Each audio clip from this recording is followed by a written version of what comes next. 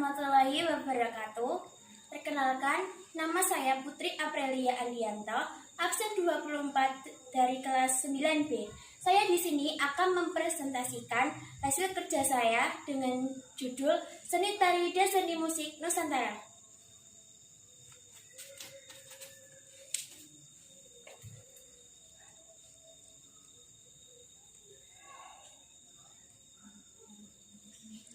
Sejarah seni tari pada zaman Islam.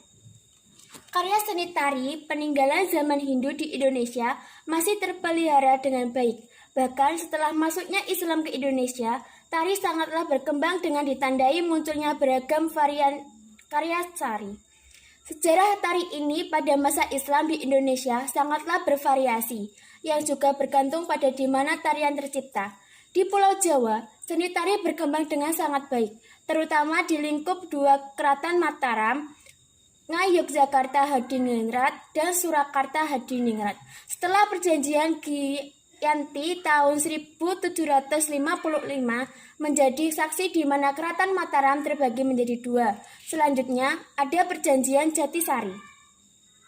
Pada perjanjian Jatisari tahun 1756 ini ditentukan masa depan kedua kerajaan, termasuk dalam hal warisan budaya Mataram.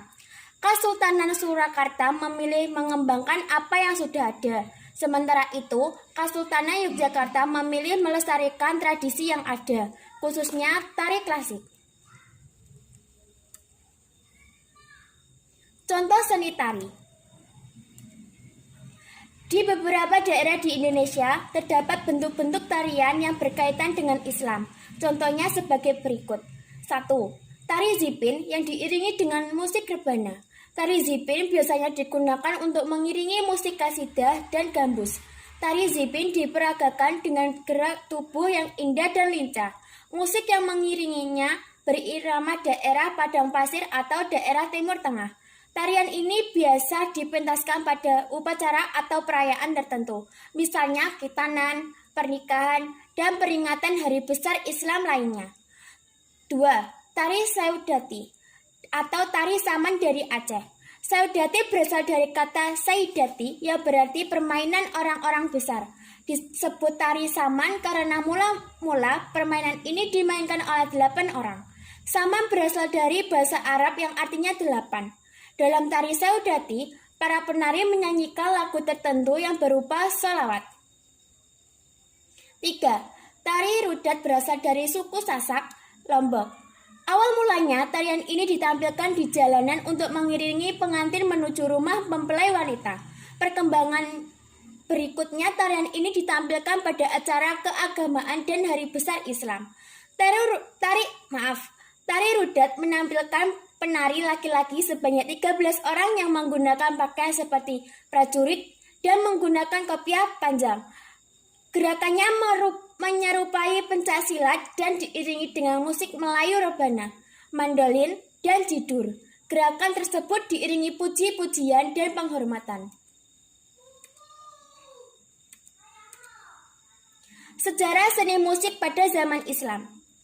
Dimulai abad 14, Kerajaan Majapahit mengalami kemunduran dan kehancuran.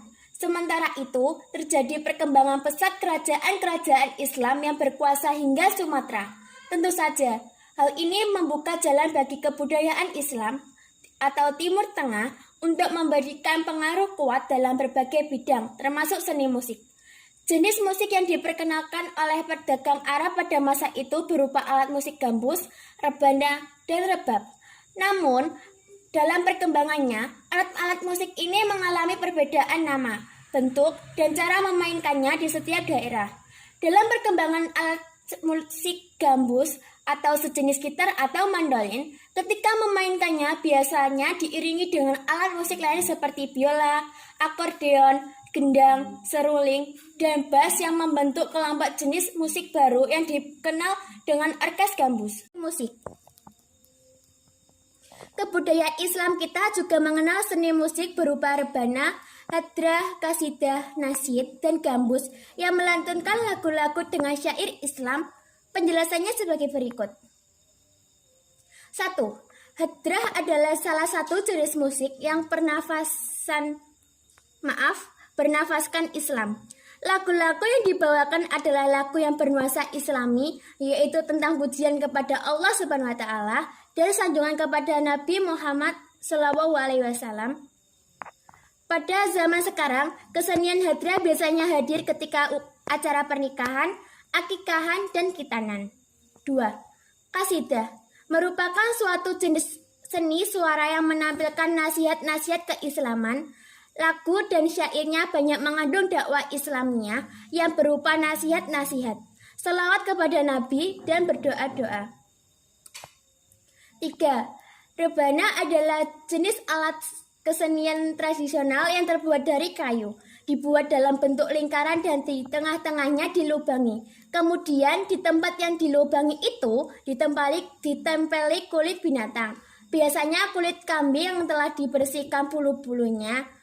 Biasanya rebana sering digunakan dalam kegiatan-kegiatan yang bernafaskan Islam dan banyak dipengaruhi oleh budaya Timur Tengah. Sekian dari saya, apabila ada kesalahan kata, saya mohon maaf. Wassalamualaikum warahmatullahi wabarakatuh.